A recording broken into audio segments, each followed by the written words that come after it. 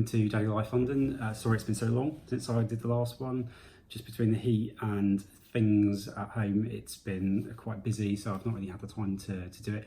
But hopefully I'll get at least a couple done in the next week or so.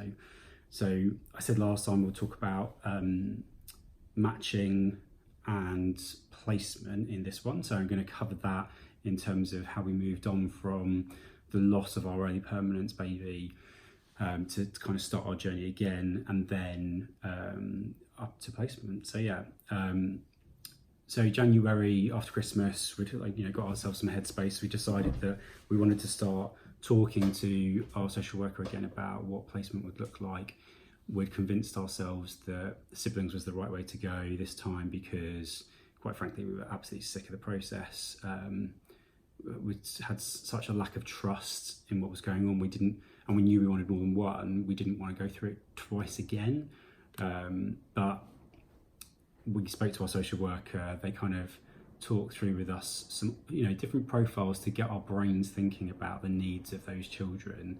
And I think upon doing that, me more quickly decided that one child was more appropriate, and then a little bit afterwards my partner did the same thing. And I think the reality is that siblings will ultimately come probably with some more issues. One will be older, invariably. They potentially have probably been with birth family and then removed and moved to foster care and etc. And given everything we've been through, we felt we wanted something that was slightly more straightforward and that within our kind of resilience levels we could cope with. But we equally didn't want to be waiting around forever, because I think we've been so stung that we perhaps never would have done it again. So anyway, we started looking at these profiles, and the little one that we now have was one of the first ones we saw. I'm pretty convinced our social worker knew that was the one for us from day one, but presented us equally with multiple options to really make us think about things. When we sat on it, I went away for a few days, and which was planned, and we talked about it over the phone, and then we had another conversation with our social worker about some other kids that had come along, and we just weren't warming to any but this one. This one is toddler, and had been in foster care since birth and one foster care placement, so had a really good grounding, a really good no issues associated. They'd had quite a lot of contact in the beginning, but not so much. It was once a month at the time at which we got involved. The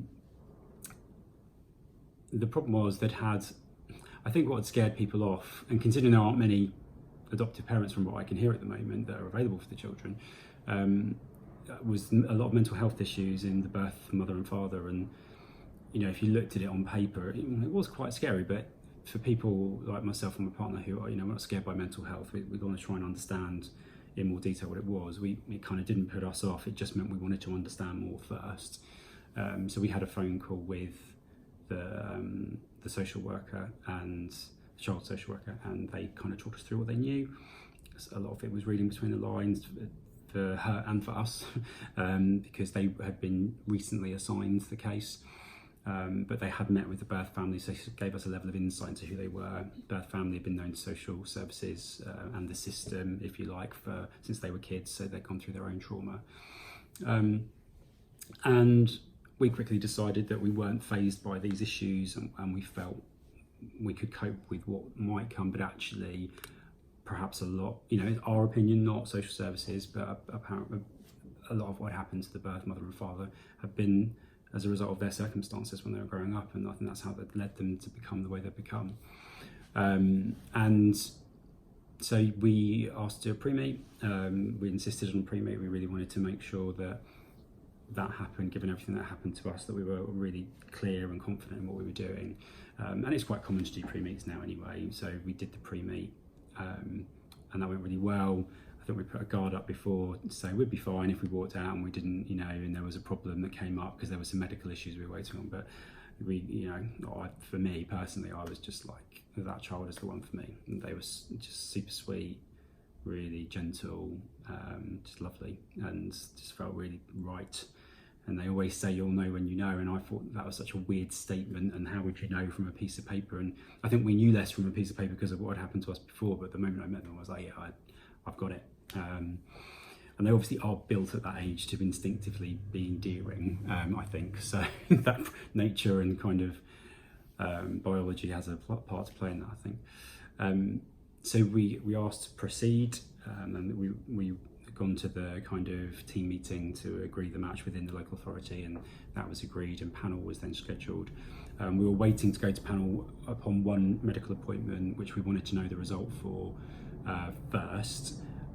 I had a little bit of drama with that, but ultimately we got the result, and we were allowed to go because we'd done a few pre-meets at that point, and that was really valuable actually, because we felt part of that process. This is the one outstanding condition, if you like, that was known of, and we felt a real part of what that, and we could speak to the consultant and have a lot of confidence in what the future held for that, which was that it was really a non-issue, which was great. So we then had panel booked, and we started agreeing a transition plan. Given we'd already met the child a few times, it was agreed we needed to continue to do that, which was quite beneficial overall, I think, for our transition, because they'd known us for probably 5 or 6 weeks before they moved in here. We went to panel and then immediately started like a 2-week intense transition kind of handover. That was kind of Monday to Friday, because we had some pre-arranged stuff at weekends, which the social workers were fine with, because we'd already spent so much time with them and started to build up that rapport, and it was going well already from what we'd had, so we'd had good feedback.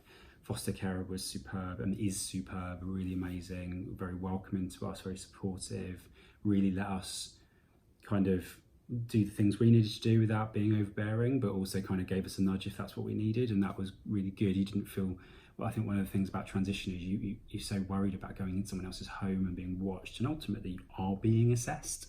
You know, they do feedback to the child social worker, so that does happen. And I've heard, you know, really good and really bad experiences about transition, but luckily for us, we had a really good transition, and we still see foster carer now, and they're known as Auntie X when they come over, and that's really positive, I think, because they'll be able to tell the child a lot about what they know about what happened when they were first placed with them out of hospital, which, you know, as much as we've been told the information, it's not first hand to us. We were asked to meet the birth parents, which I think is probably, in a scale of petrified in this process, number 1. Number 2 was probably first panel to be approved as adopters, and number 3, maybe the second panel, but you feel a bit more confident in the second panel. So we did, and I'll talk about that in my next episode, because I think that's enough to cover in its own right. So yeah, so we did a 2-week transition. First week was intense at the foster carer, second week at ours, and they moved in at the end of the second week. And I remember we went and picked them up in the first thing in the morning, brought them home, did lunch, did nap, got up, went to Sainsbury's, came home, did dinner, bath time, bed, and before we knew it, a child was living with us, and the rest of our lives had changed. It's amazing how quickly, it feels really slow when you're going through it, it's how quickly that transition actually goes, and the moment they're here, it's like they've never not been here. They just take over the whole house, which is amazing, but, you know, quite a change and adjustment for you. And I think you kind of get to that day and a huge amount of emotion built into that day, because you've spent a year, 2 years, 3 years, depending on your adoption journey, building to that point.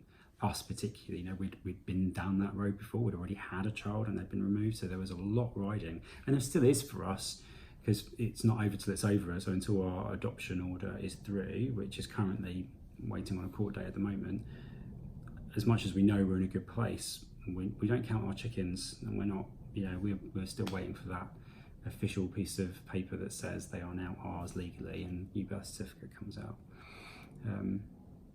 So yeah, so transition, get on well with your foster carer. They've looked after your child, they know your child, you've got to make sure that relationship works. Get plenty of rest beforehand, as much around it as you can. Get your friends to come and cook you dinner, bring you wine, do your cleaning, because you will be physically, mentally exhausted. You're just happy. You don't think you will, but you will be, because it's just such a change to your life. You don't realise how much it takes of your physical and emotional energy, and that you won't get the moments back. So sometimes just take a breath when it's happening. Try not to be too nervous. The foster carer is there to support you as well as check that you're okay. So use those things. Make sure you speak to your social worker. If you're unsure about something or you want some help with something, speak to your friends. Don't feel like you have to be perfect, because this is not about perfect parenting. This is about good parenting and an ability to understand and being in tune with that child's needs. Ultimately, we're all learning as we go. So yeah, so next time I'm going to talk about meeting the birth parents, which is a really interesting one. So yeah, thanks very much.